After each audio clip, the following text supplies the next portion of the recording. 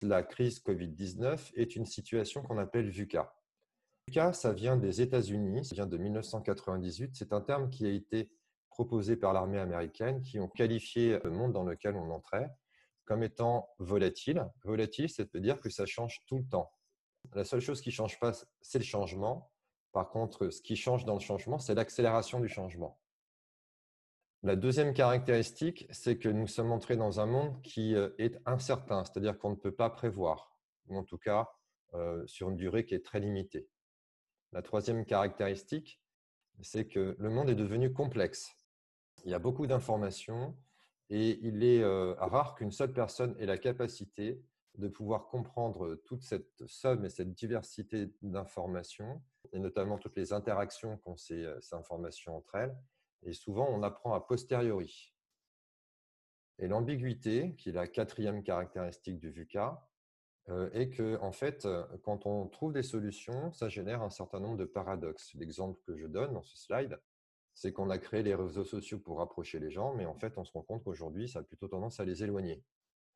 Je ne sais pas si vous le vivez, mais on a plutôt tendance à s'envoyer des mails que de venir se voir pour se dire les choses. Maintenant qu'on a compris ça, quand on regarde la crise Covid-19, c'est une situation VUCA. Le virus se répand très très vite, ce qui nous oblige à nous confiner pour éviter sa propagation. On ne sait absolument pas quand on va trouver une solution. Est-ce qu'on aura un vaccin qui va arriver? Est-ce qu'on va être dans des périodes de confinement, reconfinement, couvre-feu, etc. Ça génère de la complexité parce que, en fait, vous avez trois enjeux différents et trois modes de pensée différents. Vous avez un enjeu économique, sanitaire et social, ce qui génère des paradoxes, l'ambiguïté.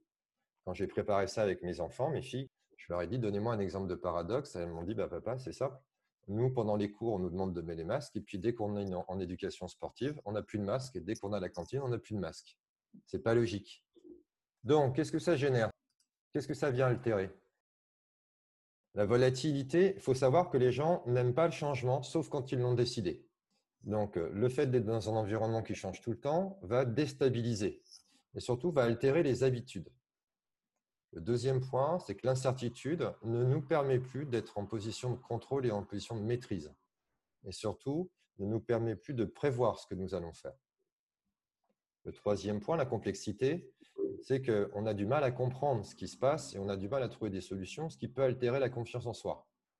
Et enfin, l'ambiguïté, le coût des masques dans les collèges, mais on peut dire aussi dans la restauration. Hein. Vous êtes en terrasse, vous ne portez pas le masque, il y a quelqu'un qui passe à 10 cm, il porte le masque. Eh bien, ça va altérer en fait tout notre système logique et toutes les certitudes que nous avons. Donc, qu'est-ce que ça peut provoquer? Forcément, quand je perds en stabilité, je suis dans un sentiment d'insécurité. Quand on est dans un environnement incertain et qu'on perd le contrôle, ça va forcément générer de la peur et de l'anxiété. Quand on est dans un environnement qu'on ne peut pas comprendre, ça génère forcément une remise en question. Et quand on est dans un environnement qui est source d'ambiguïté et d'illogisme, ça génère à la fois de la surprise et du doute. Pourquoi le vivons-nous mal? Parce que d'un point de vue philosophique, quand on y réfléchit, la vie n'est que changement. On ne manage pas aujourd'hui comme on manageait il y a 5, 10, 20 ou 30 ans.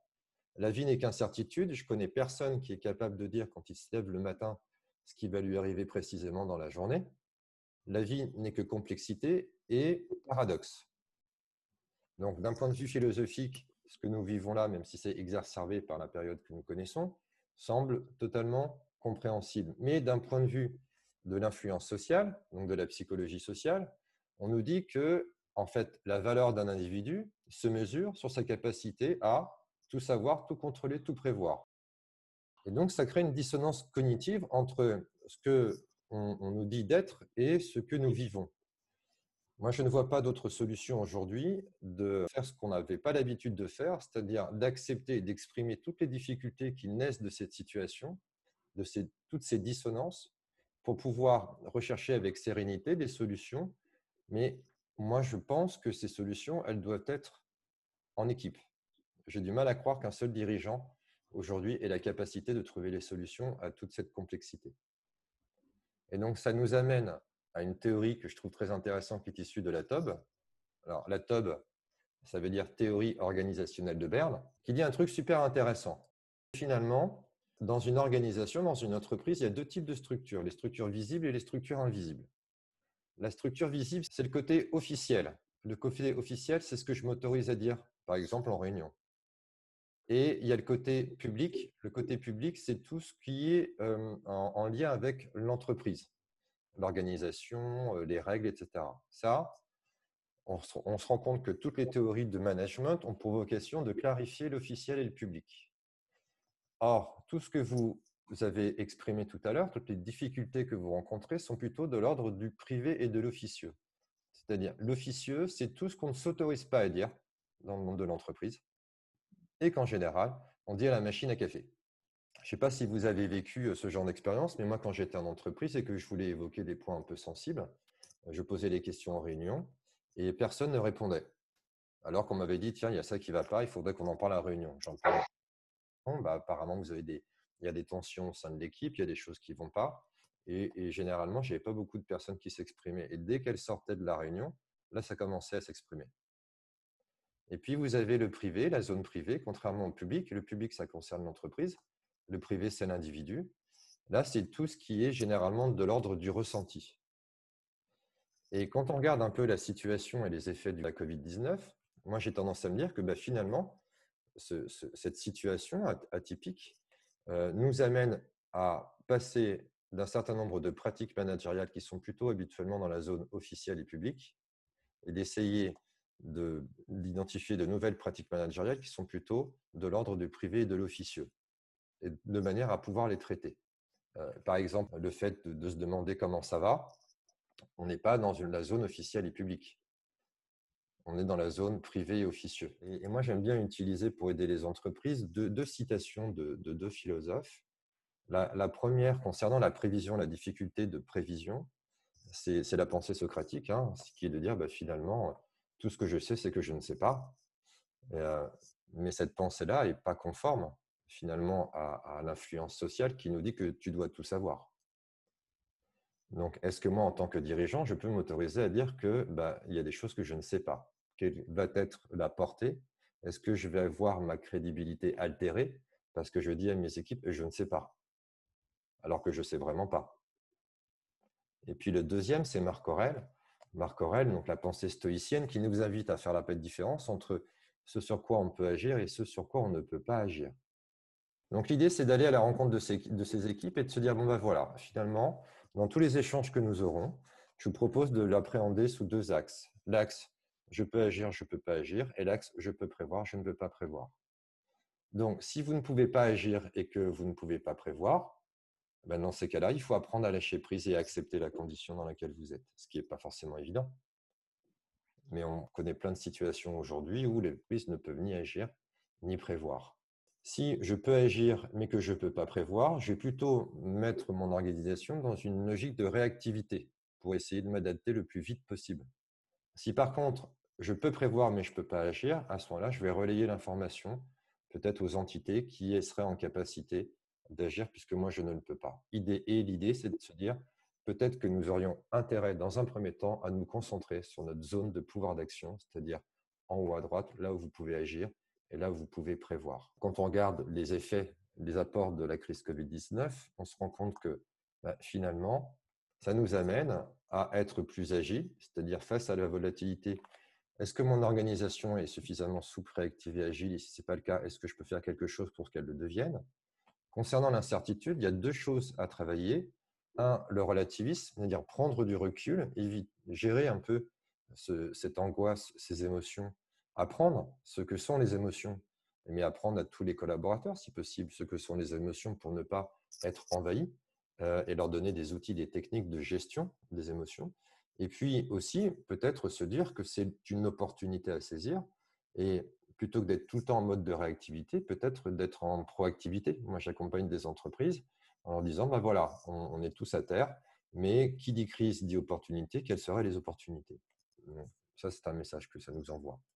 Par rapport à la complexité, le message que nous envoie le VUCA et la crise Covid-19, c'est puisque tu ne peux pas tout savoir toi en tant que dirigeant, apprends à composer avec tes équipes, apprends à valoriser la diversité des talents, des aptitudes et des potentiels de ton équipe, apprends à raisonner avec eux, à réfléchir avec eux, parce que comme ça, on pourra valoriser toute cette diversité et peut-être trouver une des solutions que tu n'aurais pas pu trouver tout seul. Et enfin, concernant les paradoxes sont inévitables.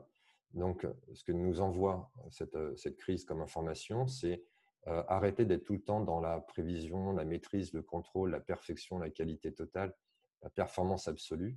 Essayez plutôt d'adopter un autre mode de fonctionnement qui serait plus sous l'angle de l'organisation apprenante, où en fait, puisque vous ne savez pas, puisque c'est incertain, c'est complexe, ça change tout le temps, où vous avez plutôt tendance à expérimenter de nouvelles choses, essayer de nouvelles manières de travailler ensemble. On ne sait pas si ça va marcher.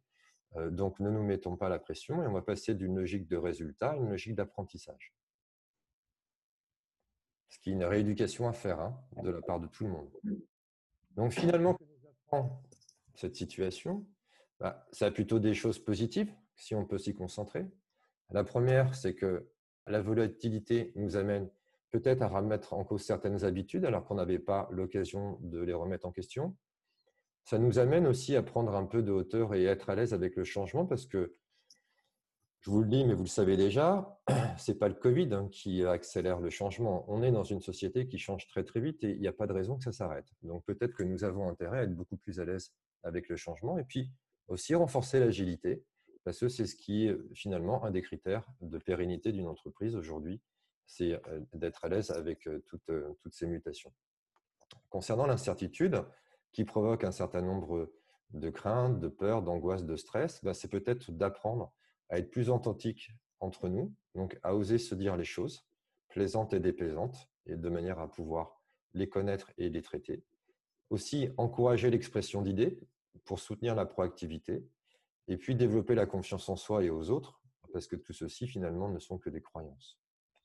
Concernant la complexité, si on veut aller dans l'intelligence collective, c'est plutôt de se dire peut-être que nous aurions intérêt de quitter sur certains aspects la démarche top-down où c'est moi dirigeant qui vous dit à vous tout ce que vous avez faire et de rentrer dans une logique de bottom-up, c'est-à-dire que moi j'ai une idée, vous qu'en pensez-vous et avec un système d'interaction, peut-être affiner les idées. D'aller chercher chez des collaborateurs peut-être des aptitudes ou des potentiels qu'ils n'auraient pas forcément connus ou qu'ils n'exprimeraient pas et qui pourraient être intéressantes pour trouver des solutions à la crise que nous vivons. Et puis, mutualiser aussi toute cette somme d'aptitudes qui dépasse, qui transcende un peu la description de poste. Vous verrez des exemples de pratiques d'entreprise tout à l'heure et développer un peu plus la transversalité qu'on ne le fait aujourd'hui, puisque n'oublions pas que les modes de management tels que nous les connaissons sont quand même fondés sur la division du travail. Et enfin, l'ambiguïté, c'est d'accepter de composer avec les paradoxes.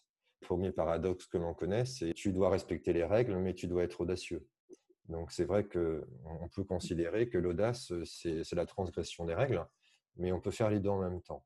Ce qui nécessite de faire preuve de discernement. Et puis, comme on est dans une logique de test and learn, d'apprentissage permanent, c'est aussi d'accepter de commettre des échecs, de vivre des échecs à partir du moment où on en tire les enseignements. Voilà ce que j'avais envie de vous montrer, ce qui me semblait intéressant, juste pour que vous compreniez que peut-être qu'aujourd'hui, vous avez ce niveau d'information, peut-être que vos collaborateurs ne les ont pas et que c'est peut-être intéressant de les partager avec eux pour sortir un peu de la charge émotionnelle lourde que l'on rencontre, parce qu'il ne faut pas la contester, il faut juste apprendre à la comprendre et au final, on fait du mieux qu'on peut.